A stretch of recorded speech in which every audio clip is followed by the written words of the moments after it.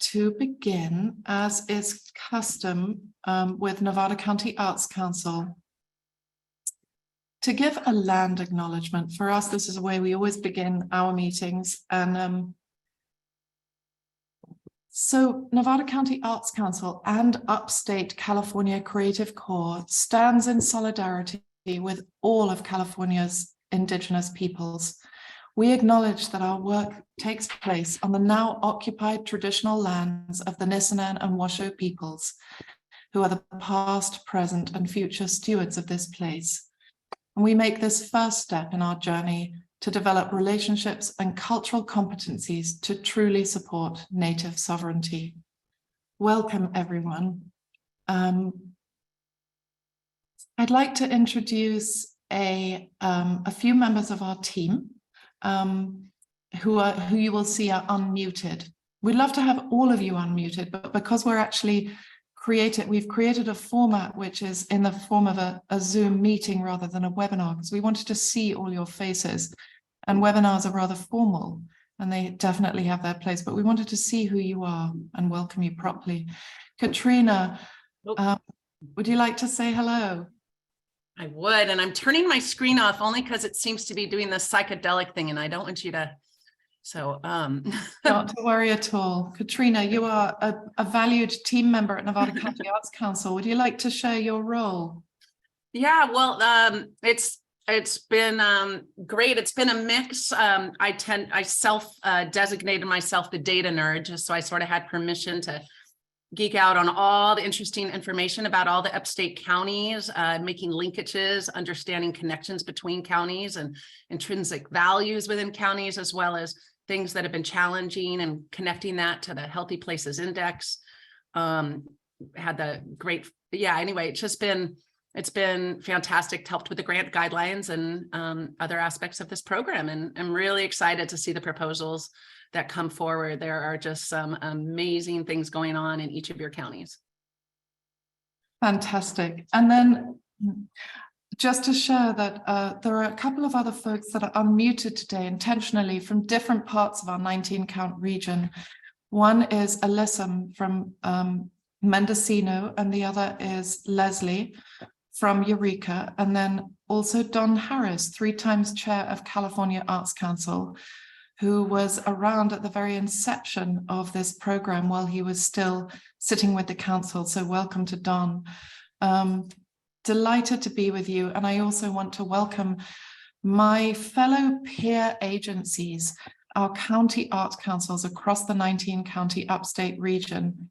And we are all part of a program called the State Local Partner Program that are here to serve you in each of your communities. And we'll be hearing more about that as we go on. So there will be an opportunity to ask questions today. We know you are brimming with questions. And what I'd like to ask you to do is to prepare them in advance. And then, as you're listening, and then at a certain moment, just to share them in the chat. And that way we can field them, as many as possible. There probably won't be time during this particular session to answer all your questions. And that's why we've prepared a really carefully recorded FAQ sheet, which will show you where to find that on our website. And Gianna will share it in the chat now. This is a living document. It's something that we created as we did our regional upstate listening tour, and I'll share more about that too. But when we say living document, we'll be adding more questions and answers as they come in from you, and if we don't have time to answer them today.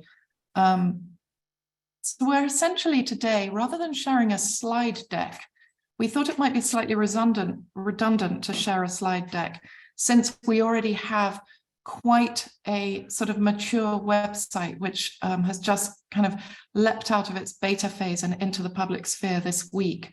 So we can put it to test with you today. We're going to share with you where to find the information that you need in order to create a compelling application to the California Creative Corps. The website has so much information on it. Gianna's going to share that link with you just to the home page. And then you can either follow me as I guide you through it, through the sharing of my screen, or you can, follow along yourself through that link. So we're going to start here on the timeline, on the home page. And you see I'm scrolling up, I'm on the home page, and you can see the grant timeline here. So we opened up our guidelines and application for public viewing earlier this week on Valentine's Day, no less, at the end of the day. And we shared with you a page called Apply Now, from where you can find our grant guidelines and the different applications for the different grant categories that we will offer through this program. In saying that, we want to also draw your attention to California Arts Council, and Gianna, if you could possibly share a link to California Arts Council's grants page.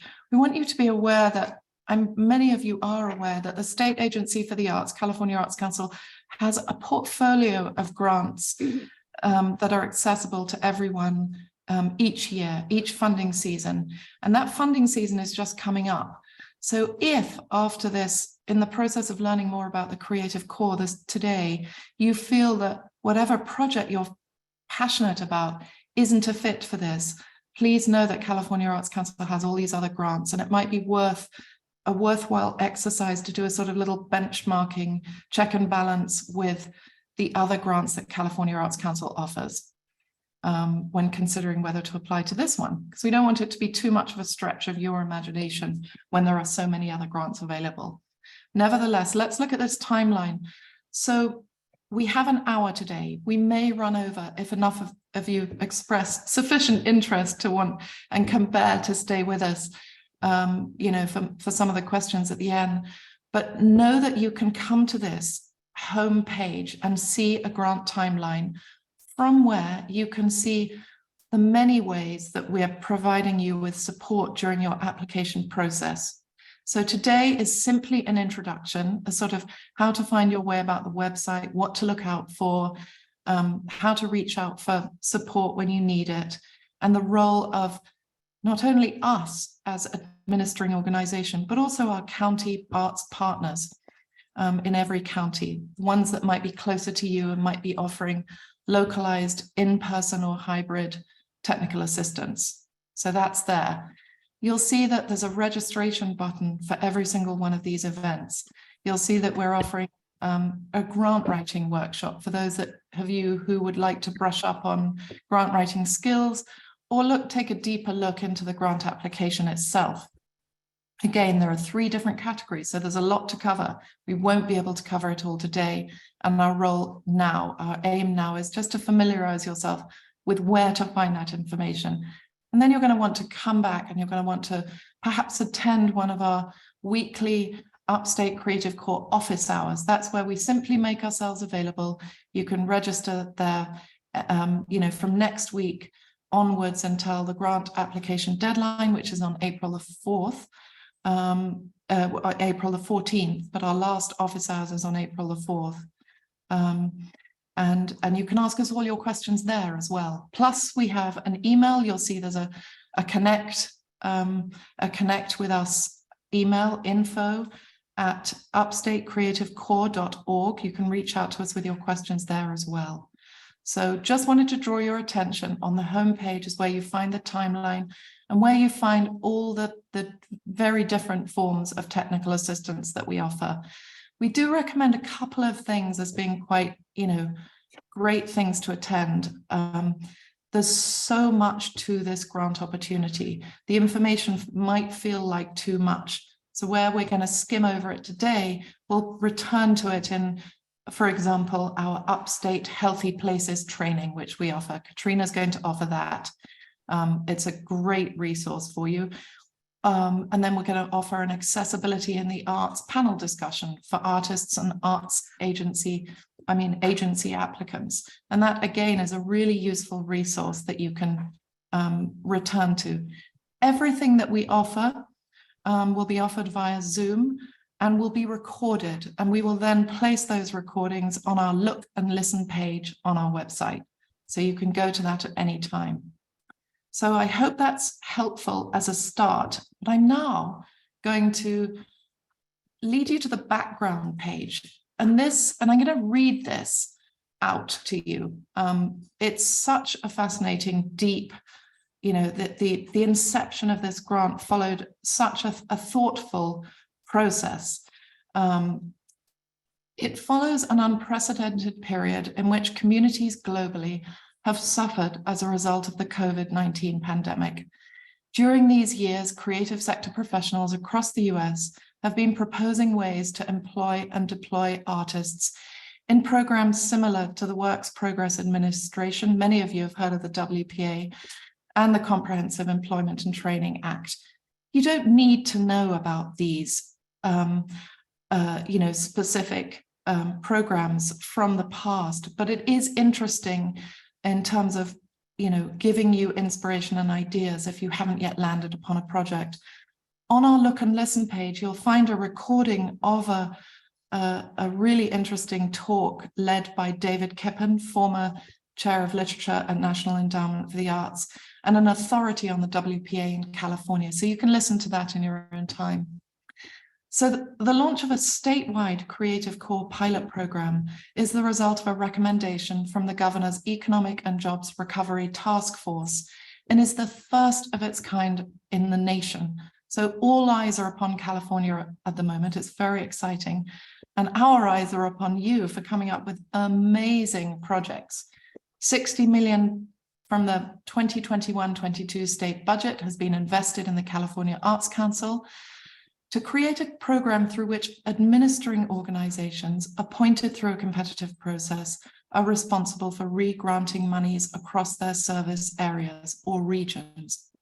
Nevada County Arts Council has been selected as the administering organization, and we're doing business as Upstate California Creative Corps for the Upstate region, responsible for distributing close to $3.5 million in grant funding across 19 counties. And you'll see there on that page, the background page, that you can view the regional map with a list of the administering organizations who are serving other regions in California. Now, this is possibly the most important part of the website. It's the program goals. What's it all about? So artists, culture bearers, and organizations are invited to apply for funding to implement media outreach and engagement campaigns that increase awareness for one or more of these program goals. Public awareness for environment-related issues such as water and energy conservation, climate mitigation, and emergency preparedness, relief, and recovery. Civic engagement such as election participation. Social justice and community engagement. And public health awareness messages such as mitigating the spread of COVID-19 or other communicable diseases. So our approach takes into account an extraordinary listening tour that we held between late October last year, and essentially now we have our last listening tour in Calusa next week. We've actually been to Calusa once before, but now we're going deep into a particular area that we feel needs a little extra support and engagement. So all events that we held will also be found on our Facebook page. And Gianna, it would be great if you could, as well as having shared obviously the website link, if you could share a link to our Facebook page, because that's one alternative place to find where all these events are and what they are, et cetera, et cetera. So that's great. So we want you to know that we heard you, we listened to you, we listened to artists and culture bearers, representative arts organizations, social service organizations, local government, including tribal authorities, educators and community members, all of whom are eligible to apply for one of these grants. And what you told us has guided the way we have created the 3 grant categories that we're offering. So let's go on to our next page. I meant to share with you while I was describing our research and development phase, if you like, the Upstate Listening Tour page, because here you can see where we went and when.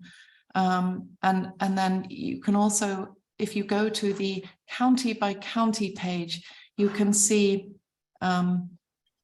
the different counties that are in which, you know, entities and artists are eligible to apply for funding.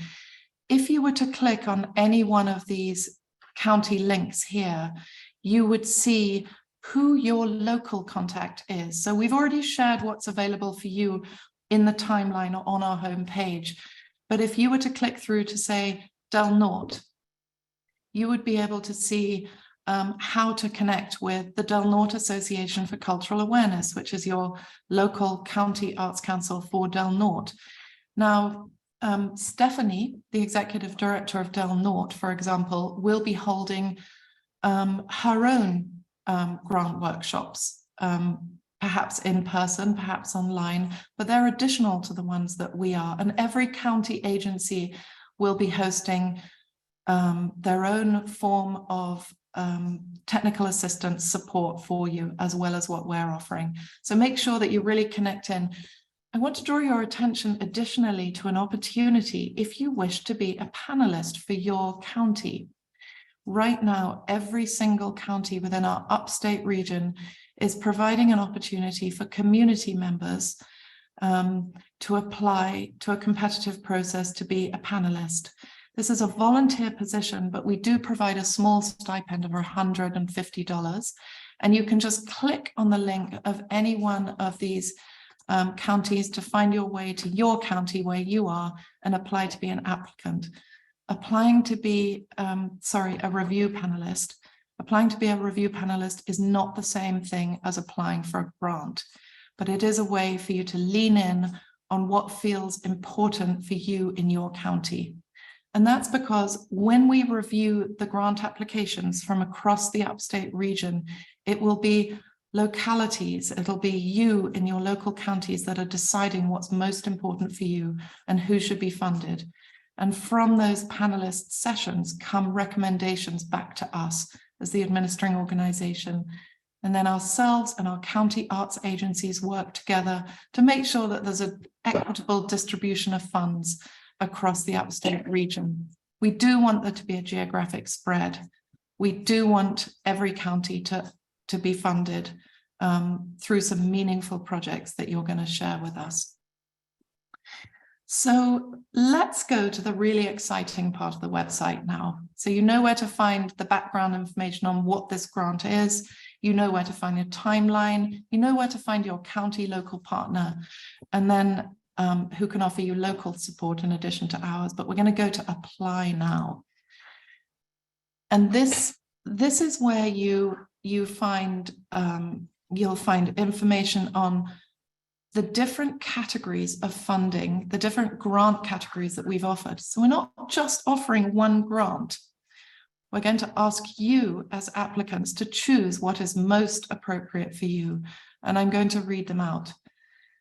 So the three categories we have are individual artists and culture bearers, working solo or in small groups, and having no affiliation with an agency or formal organization.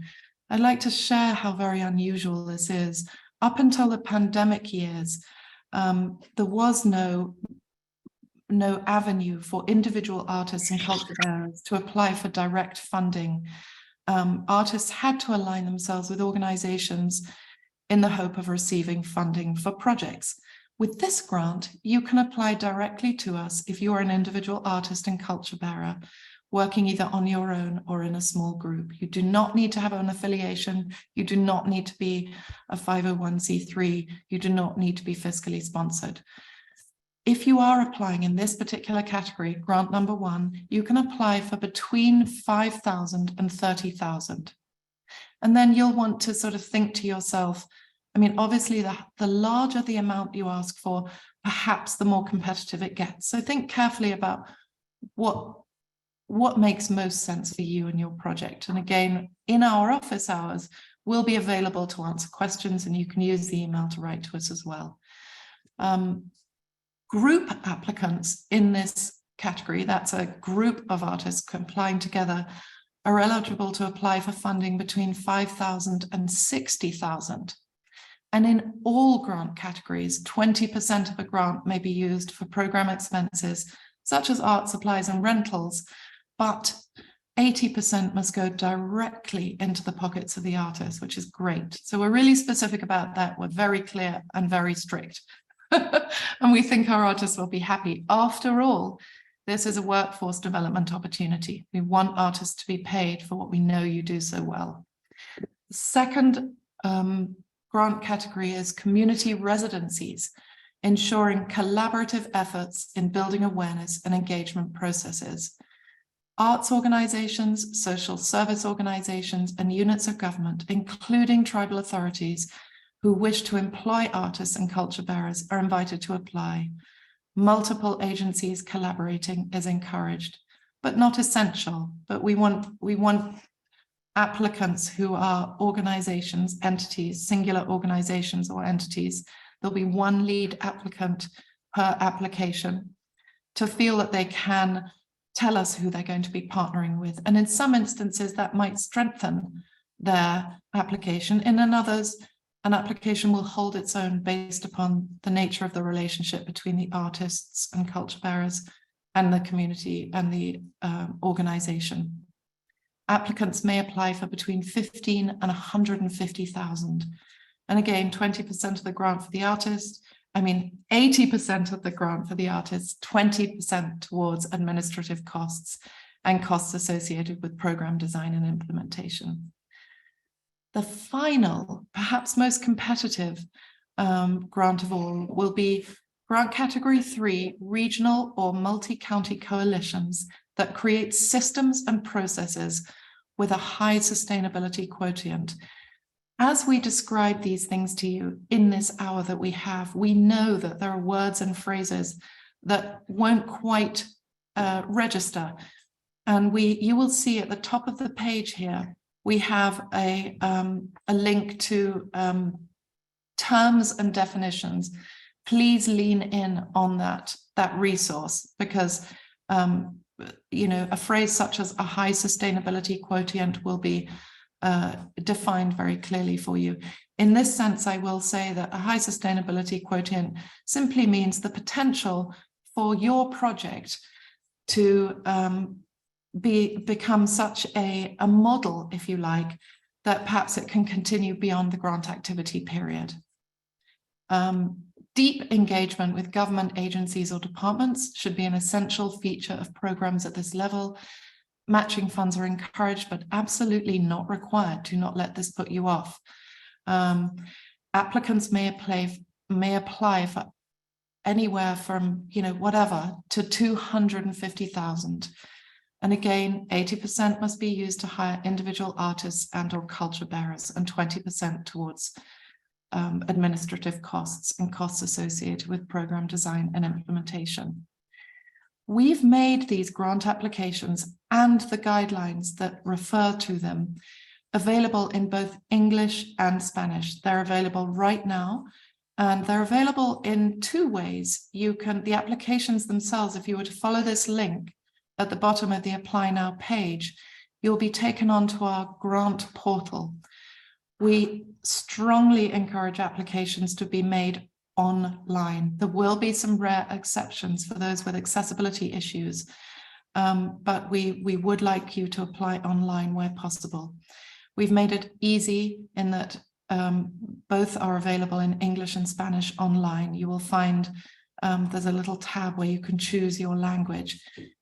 If other languages are required, let us know. Reach out to us at the email at the base of this page and let us know what language, and we'll make it happen for you. So you'll see too that we offer an FAQ. I'm just going to link into that now. And it's simply a Google Doc. And this is because it's a living document. We're keeping this alive so that as more questions come in from you, we can add to this document. At the moment, it's several pages long. It may get longer, or we may refine it, distill it, make it more succinct based upon your input and your questions. So do familiarize yourselves with our frequently asked questions, with our glossary of terms and definitions. And even within the frequently asked questions, we've added additional pages for you to source extra information to help guide you. For example, I'll give you an example. In our glossary, we give a definition of something called intergenerational learning. And intergenerational learning is such a fascinating topic. It's learning that takes place, if you like, outside the formal classroom and is anchored in community and is culturally responsive according, depending upon the area that your project is serving. We encourage you to look at what that definition, just to provide the scale and relativity for you when you're applying for a grant. And again, all these questions, your questions, can be answered probably more fully in our office hours that you can find on the timeline. So I'm wondering if now might be a time to field a few questions. I might just, probably one really, a question about what might, are there limitations on what might be funded? In our FAQ, we share a link to California Arts Council's own document on what we do not fund. Really useful to look at that. Basic, obvious stuff, and then some not obvious stuff, but just have a look at it. And maybe Gianna, if you would share that in the chat now, would be absolutely super. And we've talked already about the different programs offered by California outside this one. So I think I'd like to open it up. I think I'll stop sharing for a moment just so that I can better see the chat. And then I'm going to invite Alyssum and Leslie and Gianna and Don and Katrina to be available for questions. Great. And would anyone, Alyssum, would you like to answer any one of the questions that you're seeing? Yes, so I think it's, let's see, there's one from Joanne Sakato. It looks like non-arts based nonprofits cannot be the applicant. Is that accurate? So no, non-arts nonprofits can be the applicant, but their proposal would be to pay an artist. So for example, here in Mendocino County, maybe the Mendocino Fire Safe Council would apply for a grant to pay an artist to do a mural on disaster preparedness or wildfire preparation, that kind of thing, what you can do to mitigate the risk of that. So that would be an example there. There's a question that's come up quite a few times is, multiple questions about applying for multiple projects. So the intent of the grant is to fund artists, pay artists to carry out projects along those 4 program themes that create awareness. So, and that individual artist should only be receiving funds from one source through this grant. So there's a question on the application that will ask you to disclose if you are applying, collaboratively on other applications. So as an individual artist, you would disclose that. Should you be awarded all of those grants, you would have to then decide which one to accept. You would not be able to accept all of them and receive funding as an individual from multiple projects. There are situations where 2 organizations might be wanting to collaborate on 2 separate projects that each of the 2 separate organizations will submit an individual grant. And that's okay. You would disclose that partnership relationship. There should be a clear lead applicant. So, and the administration funds should not be like mixed. So they can partner, but not receive funds from 2 different grants, if that makes sense. And the individual artists that are being supported by the grant need to be identified. And if there's a case where that artist needs to select a different grant, maybe they applied as an individual, but an organization over here also listed them as an artist, that arts organization application should describe the process for replacing that artist if they, have to accept a different grant. I hope that clarifies it. I see there are a bunch of new questions. What I might do, listen, thank you Yeah. so much. I might just quickly sneak in there with an extra screen share here. Just to draw your attention to the page under the Apply Now navigation at the top of the page. It says, it takes you to this page here. And here you can actually see the applications as PDFs. And why we share these is that I know as a grant writer myself, I like to kind of print out the application, even though we ask you to make it ultimately submitted online. I like to print it out and have it at hand. And sometimes I copy and paste into a Word document and take it from there until it's perfected and I noodle away at it. So I wanted to draw attention to the fact that let's go to community residencies, for example. Is this still sharing? It is, isn't it? Great. So even though we give you we give you the guidelines, when we go into the particular PDFs for the applications, you'll see more detailed, more in-depth context for the grant that you're interested in. So here we have our application for community residencies. That's the grant number 2. And you have much more context there to help guide your application. So I just wanted to draw that to your attention. We've tried to give you as many clues as possible to help you choose the right grant and make a successful application. So other questions? Leslie, do you want to choose a question from the chat and see what kind of we can help with? Sure. And some of them I will say I don't know the answer to in terms of youth, but some of the questions are getting kind of into many specifics about who could get paid and who couldn't get paid. I would suggest really looking at kind of the spirit of the grant or the framework around the grant in terms of the relationship to Healthy Places Index. The grant is very project based, very based on impact in the community.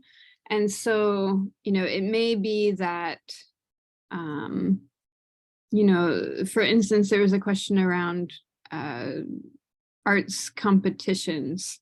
I think it would really depend. I wouldn't say that's necessarily in alignment with the spirit of the grant, but let's say there was, I can imagine hypothetical situations in which that could work out, right? For instance, maybe a group is putting together a journal of, people who've experienced, like the writings of people who've experienced health impacts due to fires. In that case, like contributors, editors, could get paid for the grant, like through the grant. And then in terms of how competitive your grant application might be, I think that this grant is really centering paying artists versus, winners of arts competitions aren't necessarily the best for artists. So I would tend to think that type of application may not score as highly. And so really thinking about how to center the well-being of artists as well within the grant application. I love that you say that. And I'm going to just share, perhaps I'll just share here how we define an artist in the... And while you do that, Eliza, if I could just gently, yes, I see a lot of please. questions about organizations submitting multiple applications in more than one category. I would love to just gently recommend that people really select one project that, and really make it good. If you have lots of energy to apply for lots of grants, maybe seek out an organization or artist in a dark blue region and see if you can help them with an application. Because we have, we really want to have a bunch of new applicants. and people who have never gone after a grant opportunity like this, and serve some of the least served communities in the state, and really, so, you know, try, if you have that much energy and you want to, you know, go for a bunch of grants, like find somebody in one of those dark blue regions, find an artist, find an agency, and help them out. And that's where the different partners in each county, the state and local partners, the other arts organizations, you know, if you're with a group and you're just like, I can't find an artist, you know, definitely, I would invite you to reach out to artist-led organizations in your counties. So And when I talk about dark blue, it's the dark blue regions on the Healthy Places Index. Thank you. Yeah.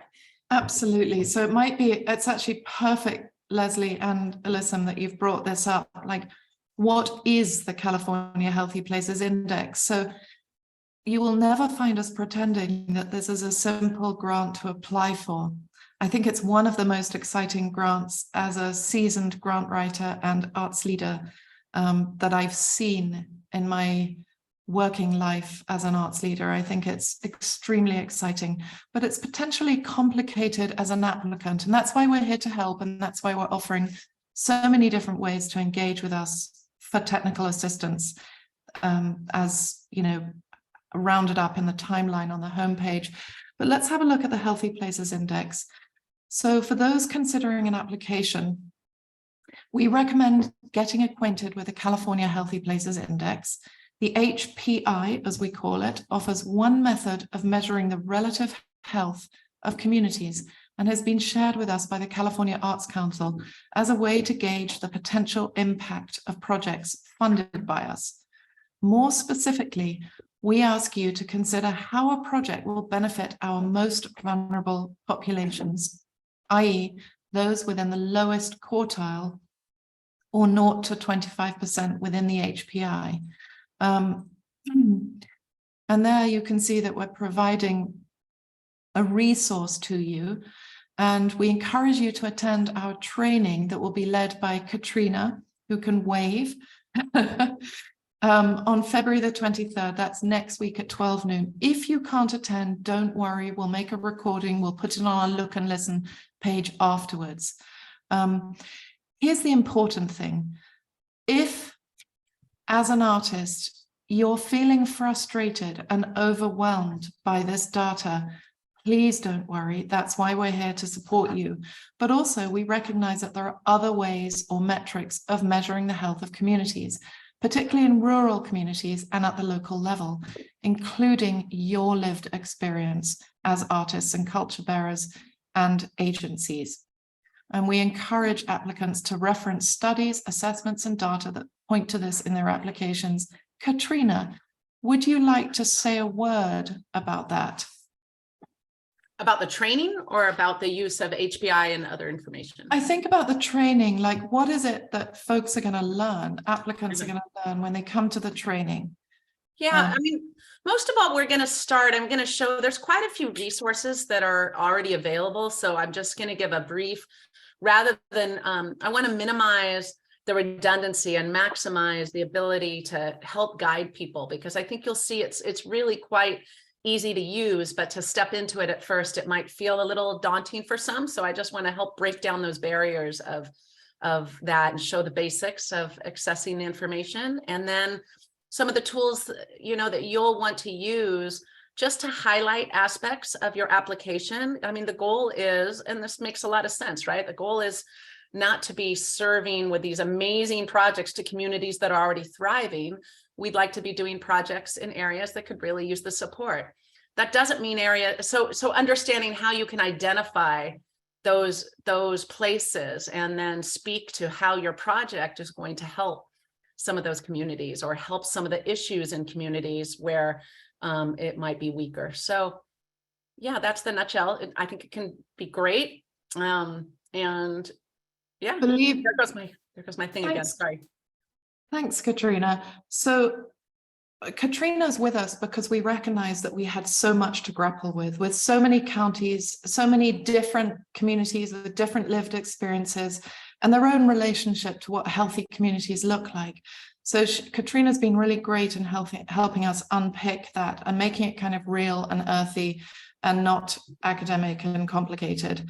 It will feel like that to you, but don't, just go with the flow and hang with us as we offer this kind of training. It'll be helpful. There was a particular question I just wanted to, Angela, is there a place in the grant offerings that allows for artists organizations to collaborate with schools that are Title I? If yes, which grant would be the best suited for this collaboration? Not quite sure. I think it probably will be grant category 1 or 2. That's my hunch, and work group members who are on this call can, challenge me on that. And just to make clear to others, Title I is referring to our least, students who have access to the least resources that come from our most vulnerable communities, essentially, in a nutshell. And really, that's exactly what this program is about. How can we make the least healthy communities among us, in recognizing the very different markers that lend themselves to health in our communities, such as education and many other things, how can we help serve those communities? So we throw it back to you, Angela, to create a compelling application, but also to send us your questions by email and attend those office hours, and we can kind of look at it in more depth. I hope that's helpful. Alyssum, do you want to see if there's a question here that hasn't been answered? Well, there was one about not being able to make the Great. regular I can see standing. Leslie. Yeah. Leslie, It looks like we both answered that one. Yeah. So if there's a training session, I believe that will be offered as a recording afterwards. So you won't miss anything there. And if it's just like a Q&A session, I think you can always submit your questions by email and get an answer that way. So I know that there's a lot of recordings and a lot of information, and people are sort of nervous about missing out. And if you feel like you're anxious in that way, I just want to say that the most important information is really just, it's already out there. It's the 4 program areas, and it's paying artists, and then it's also going to be the evaluation criteria that are listed in the guidelines, and maybe we can take a look at that. So I would say, just start putting your projects together with those, like rooted and really firmly in the intent of the grant. And, a really important grant writing technique is just to study the guidelines. Like the guidelines are the core element. Everything you need to know is there. And then check the FAQs next if you're unsure, and then reach out with a question. But the guidelines are it's all there. I will say that as a seasoned grant writer myself, it took me several years to understand how to remove the unnecessary suffering for myself of writing grants. And that my best applications come when I am absolutely diligent in asking the questions that the grant maker is asking. Make it work for the project, make it work for the program goals. We've literally built a website just for you because we recognize how complicated and diverse our geographic region is. It's extraordinary. We thought in some regions of California, and here I find it almost amusing. I'm going to just share this page with you. Here you can see a map of California. This is how California Arts Council has divided up the state into manageable service areas or regions. And then within those regions that are color-coded, there are 9 of them altogether, there are 13 administering organizations. So if you look at California's upstate region, that's us in yellow. We are by far the largest. And this is why we recognize the importance of partnering with our county arts councils and our county partners, including the Inc. people in was such a great agency serving Humboldt County. We recognize this was the most effective way to both generate interest and service potential applications, potential applicants across such a large area, but it's huge. You can see down in the south, there are regions that are served by 1 or 2 administering organizations that only have 2 counties. So we had to be very organized. So we thought, let's build the most fabulous website for you. Let's create a listening tour before we even build our grant categories, where we take into account what we hear from you, community by community. And that's why we've built such a solid website. Having said that, if you see any little flaws, particularly this week, the sooner the better, we tidy them up, the better. So we're at 12:55. Any question? Davy, you've asked here, and it's great to see you, Davy. Thanks so much for being with us today. You've said I'm just looking at that. Whoops, I lost that. What was Davy's question? 80% is to pay the artists. Yes, exactly. So that question's being artists. So Davy, you're an artist.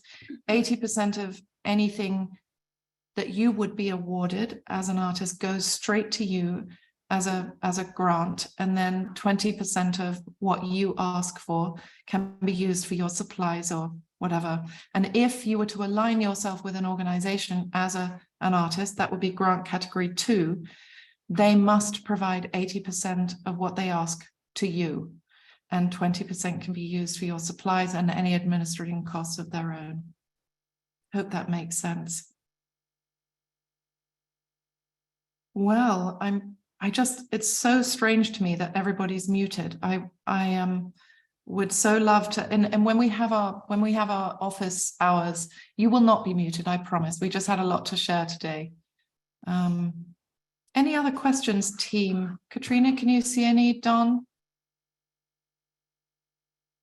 Yeah, I see there are some questions. Oh, sorry, you didn't ask me. Go ahead, Katrina. go listen. Oh no, I was just going to say we might want to put the definition of artists into the FAQ, and also answer in the FAQs about rates to pay artists. They should not be underpaid through this grant, but that, there's some relativity there in terms of how that's defined. So we're an application that does not adequately pay artists will not rank well in the review process. So the payment does need to be appropriate. And we can answer that in the FAQs as well. And let me see what else. Yeah, I'm gathering a list of all the FAQ questions to add. So it's great. You're so helpful with our material, materials getting better. Sally, was your question ever answered about funding existing projects? I'm not sure. So if not, I don't, sorry, this is Sally. I don't think it was answered. Okay. Well, Sally, let me give that one a shot. Generally speaking, when you apply to the state, to California Arts Council for project funding, your funding cannot fund existing projects. It's usually pretty clear in the guidelines. However, in the process of listening to you on our listening tour, we repeatedly were asked, what if a project is much loved by a community, but has somehow failed, for whatever reason, failed to thrive? And this grant potentially is the ticket to, this could create the model, the process for helping make that particular project in our particular community where it is loved, thrive and sustainable. Sustainability feels important there. What would it be like if California Creative Corps were to fund a project that had failed to thrive for many years despite other kinds of funding being offered, and that this would just add to that? What we want to see is projects that come out of this that are adopting the kind of process for creating community engagement and awareness for one of these program goals that is likely to survive the grant activity period in some way. Does that make sense? So Having said that, we did challenge California Arts Council with this question, and we are happy to report that in some instances, especially because we've taken into account our rural setting where we in upstate California have less access to many of the kind of funding sources that are usually available in urban centers, say, California Arts Council is tending on the side of leniency. So what I might suggest is that you write to us with your ideas if they're specific, or attend our office hours and ask there, and we can kind of have a conversation about it. So you just want to think, is this going to make a difference long term? And how? What's different? What process am I using that's different?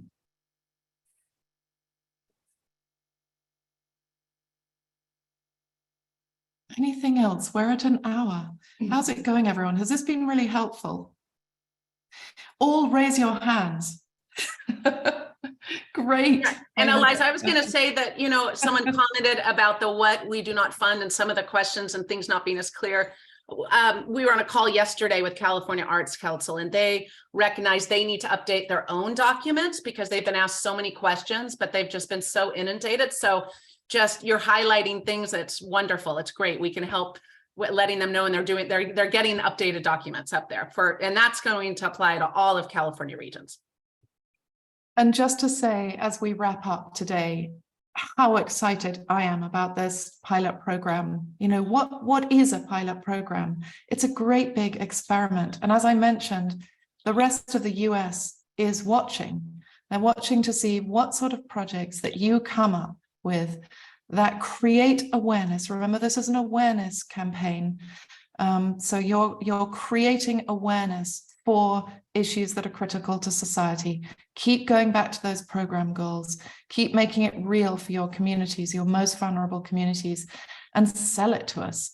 We're very, very excited, and we know we have everything it takes to make some beautiful projects that the rest of California and the nation will be proud of. And if we do that and we do it well, and we document our projects, and we can create perhaps some great case studies, then we will be proud, and perhaps we can persuade the legislature to continue this program. That would be the ultimate goal, wouldn't it? Let's keep the money flowing.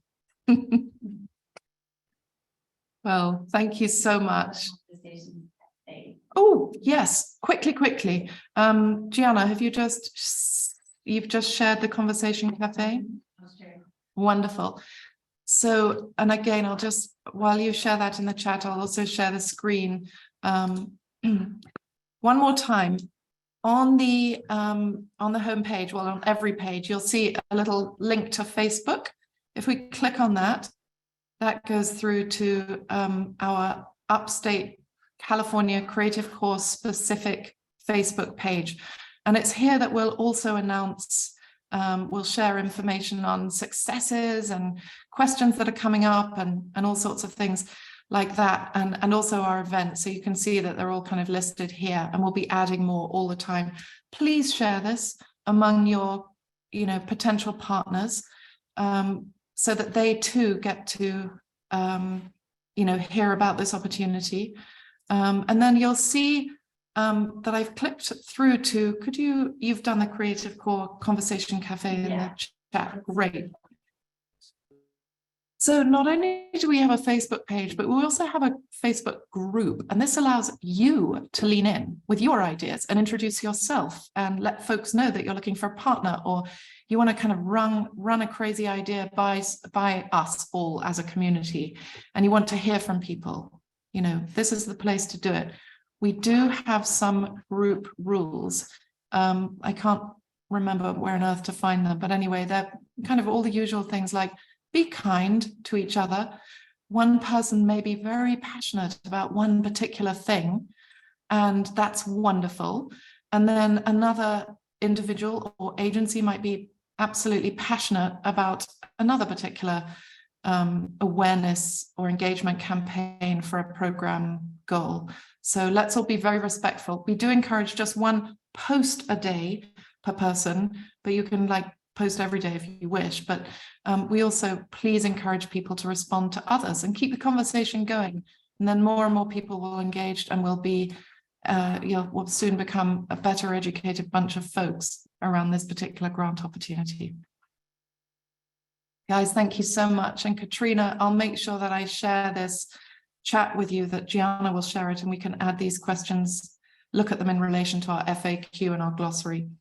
Guys, thank you. We'll see you on, Gianna, when's our next, what's the next event coming up? So it's the grant writing workshop on the 25th. Yes, I wonder whether, is Tamara and Liz with us? We have fabulous duo who are going to be doing actually not one, not two, but 3 different grant writing workshops. So that's where you have your laptop open, your pen and paper ready. We're going to be doing some practical participatory exercises around some of the questions within the actual applications. And we'll be offering those in the next few weeks. So keep your eyes on that timeline, register for all our events.